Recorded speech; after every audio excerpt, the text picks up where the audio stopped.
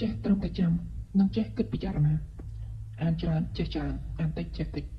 មិនអានមិនចេះមិនគិតមិនយល់អានដោយមិនគិតគឺមិនខុសពីគិតដោយមិនបានអាននោះទេខ្ញុំអានសៀវភៅអស់យ៉ាងច្រើនរហូតដល់សង្កេតឃើញថាពុំមានអ្នកប្រាជ្ញណាម្នាក់ដោយមិនថាអ្នកប្រាជ្ញក្នុងផ្នែកណាដែលថាមិនអានសៀវភៅអស់ជាច្រើនក្បាលទេក្រៅពីទម្លាប់នៃការអានការប្រើប្រាស់ពេលវេលាគិតពិចារណាលើគំនិតគឺជាផ្នែកមួយដ៏សំខាន់ក្នុងការរីកចម្រើនរូបវិទូ Albert Einstein និយាយថាមនុស្សណាដែលប្រឹងអានច្រើនបំផុតតែបែរជាប្រើប្រាស់ខួរក្បាលគិតតិចតួចបំផុតគឺនឹងធ្លាក់ចូលទៅក្នុងទម្លាប់ខ្ជិលគិតធម្មជាតិបង្កើតមនុស្សឲ្យមានដៃពីរជើងពីរគឺឲ្យយើងប្រឹង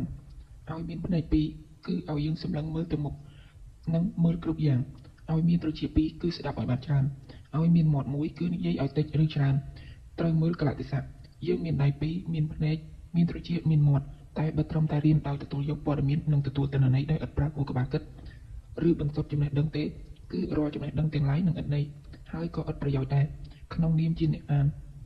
សូមកុំធ្វើជាកញ្ចក់ដាច់ថ្លៃនៃគំនិតរបស់អ្នកនិពន្ធឲ្យសោះ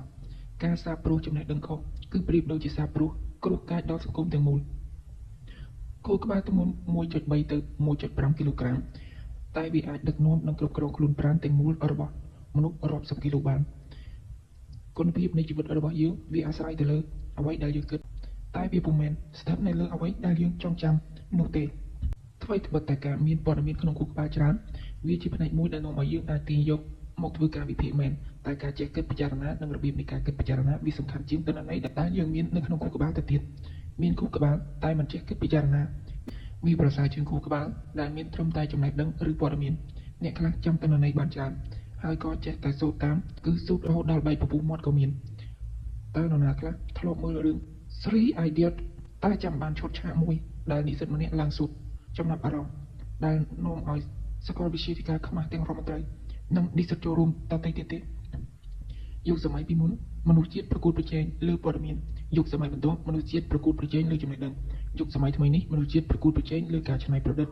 គំនិតដែលមកក្រឡាគឺជាគំនិតហួសសម័យឥតបានការមនុស្សឆ្លាតពុំមែនជាបុគ្គលដែលមានខួរក្បាលប្រកែកចាំទិន្នន័យគ្រប់យ៉ាងទេតែជាមនុស្សដែលដឹងថាតើត្រូវ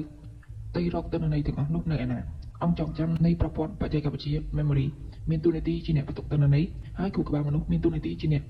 គិតរិះរកអ្វីដែលថ្មីថ្មីមនុស្សឆ្លាតពិតប្រាកដគឺជាបុគ្គលដែលពូកែសួរ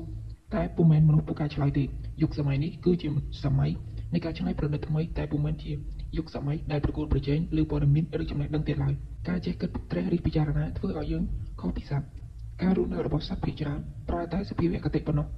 បើទោះបីជាយើងរៀនជំនាញអ្វីក៏ដោយឲ្យតែពូកែគិតវានឹងធ្វើឲ្យយើងក្លាយទៅជាមនុស្សឆ្នើមអ្នករៀនទស្សនវិជ្ជានៅតែជាអ្នករៀនទស្សនវិជ្ជាបើយើងនៅតែមិនរៀនវែងញែកគំនិតរបស់ទស្សនវិទូនិងរៀនឆ្លុះបញ្ចាំងគំនិតទាំងនោះជាមួយនឹងស្ថានភាពសង្គមដែលខ្លួនរស់នៅទេគំនិតចាស់បូកគំនិតថ្មីស្មើនឹងគំនិតច្នៃប្រឌិតគំនិតចាស់ថ្មីទាំងអស់បូកនឹងកលៈទេសៈសង្គមជាក់ស្ដែងវានឹងបង្ហាញយើងថាតើយើងត្រូវអភិរក្សត្រង់ណានិងអភិវឌ្ឍត្រង់ណាបដិវត្តក្នុងពិភពលោកទាំងអស់សុទ្ធតែកើតចេញពីក្រុមមេគំនិតធំឬយើងហៅថាទស្សនវិទូទស្សនវិជ្ជាគឺជាហេតុធ្វើឲ្យសង្គមមានបដិវត្តត្បិតមនុស្សរស់នៅក្នុងសង្គមតែងចង់បានជីវិតដែលល្អប្រសើរជាងមុនឧទាហរណ៍ជាក់ស្ដែងតើទស្សនវិទូរូបណាដែលធ្វើឲ្យមានបដិវត្តរបបរាជានិយមតើទស្សនវិទូរូបណាដែលបង្កើតរបៀបដឹកនាំរដ្ឋនិងផ្លាស់របៀបដឹកនាំចាស់ដូច្នេះកុំឆ្ងល់ថាហេតុអ្វីសង្គមខ្លះមានដឹកនាំខ្លះហាមឃាត់មិនឲ្យមានការសិក្សាទស្សនវិជ្ជាឲ្យស៊ីជម្រៅដល់ប្រជាជនឬយុវជនមនុស្សដែលមិនហ៊ានគិតនៅអ្វីដែលខ្លួនចង់គិតគឺជាទេសកលឬជាមនុស្សកំសាកក្នុងចំណោមទស្សនវិទូទាំងអស់ខ្ញុំសរសើរសូក្រាតត្បិតលោកនិយាយថាម្ដាយខ្ញុំគឺជាឈ្មោះបង្កើតកូនរីឯខ្ញុំជាឈ្មោះបង្កើតគំនិត